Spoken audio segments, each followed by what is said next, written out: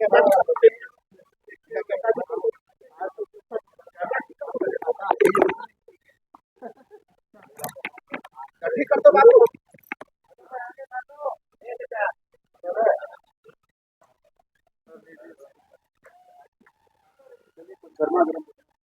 गर्मा ये दो महत्वपूर्ण प्रश्न सरकार के सामने हमने विधान पटल पर लाया था। एक तो जो पूरे प्रदेश में नौजवानों का शोषण, नौजवानों का एक्सटॉर्शन होता है इस आउटसोर्सिंग एजेंसी के माध्यम से, उस पर वो प्रश्न था कि भाई जेपीआईटी को सरकार ने पूरा अधिकार दिया है। जेपीआईटी कुछ बड़े बड़े एजेंसियों को, आउटसोर्सिंग एजेंसियों को एडॉप्ट कर ली है। छोटी एजेंसियों को यहाँ ताकत नहीं देती जो राज्य की एजेंसियां हैं, और बड़ी एजेंसियां मनमानी तरीके से एक तो नौजवानों की भर्ती में भी पैसा लेता है और भर्ती के बाद जो उनके मानदेय है उसमें भी कटौती करता है, और यही एक प्रकार का शोषण है, एक्सटॉर्शन है, और रिजर्वेशन भी उसमें नहीं है, ये आरक्षण के विरुद्ध भी है। सरकार ने कहा है कि नहीं, हम इसको एक बार अपने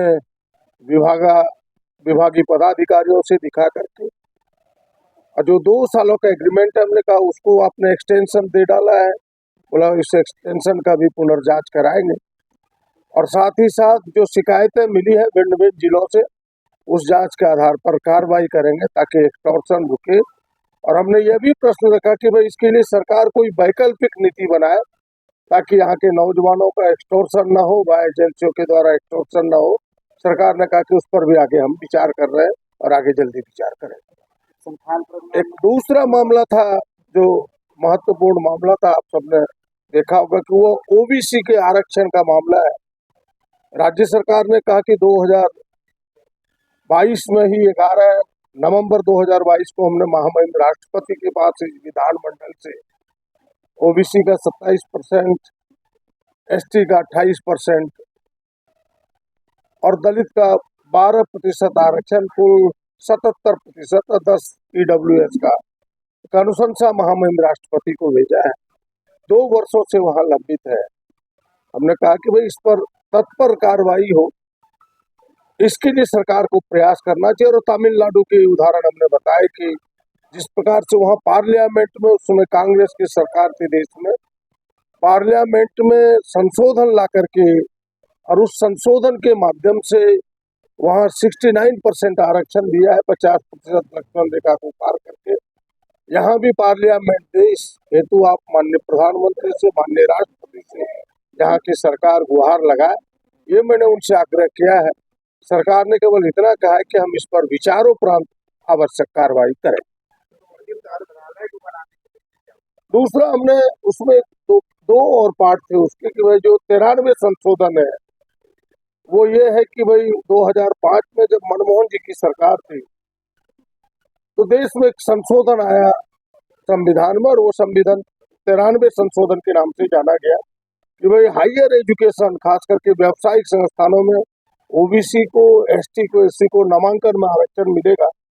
उन्होंने कहा कि यहाँ प्रभावी ढंग से लागू, अगर कुछ कमी है तो उसको हम आंतरिक रूप से दिखवा करके प्रभावी करने का प्रयास करेंगे।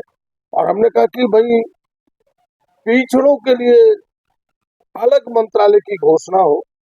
सरकार ने कहा कि नहीं, जो अभी मंत्रालय जिसके महतात काम कर रहे हैं उन्होंने अपनी बात कही है कि हम उसके साथ बेहतर काम कर रहे हैं। अभी सरकार अलग मंत्रालय का एहसास नहीं करती है, लेकिन हमें लगता है कि यह मेरी मांग जायज है। आगे भी भिन्न भिन्न फोरम पर इस मांग को रखेंगे और कांग्रेस पार्टी इस मांग को लेकर के आगे बढ़े। आयोग का पद भी खाली है, न अध्यक्ष का पद, क्योंकि खुद अध्यक्ष अभी मंत्री बन गए हैं, हमें लगता है सेशन के बाद इस पर सरकार जल्दी विचार करेगी। जैसा पिछले 10 दिनों में साहेबगंज में 5 पहाड़िया जनजाति के बच्चों के आपने देखा होगा कि कल जब मैं अपने विषय को रख रहा था तो इस विषय को सरकार के सामने लाया था। सरकार के मंत्री मिले थे हमसे, उन्होंने कहा कि नहीं, इसके लिए हमने स्पेशल टीम भेजी है, वहाँ के सीएस को भी बोला है और हमारी टीम पहुंची है। पहले तहकीकात कर रहे हैं कि किन कारणों से मौत हुई है, आवश्यक उपचार कर रहे हैं। Thank you.